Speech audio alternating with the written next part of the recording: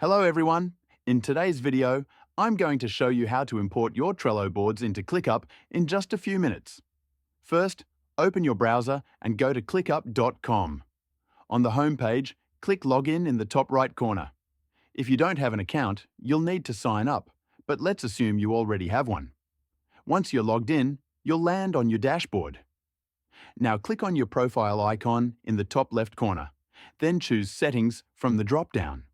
In the Settings menu, find Import, Export, and click on it.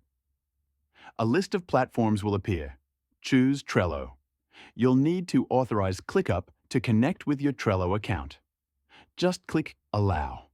Once the connection is made, go back to ClickUp and choose the space where you want your Trello boards to be imported. Then click Next. Here you'll get options to customize the import. You can choose to bring Trello sections in as statuses or as lists, depending on how you prefer to organize your tasks. After making your selections, click Complete. That's it. Your Trello boards are now imported into ClickUp and ready to use. You can manage them with all of ClickUp's powerful task management tools in one place.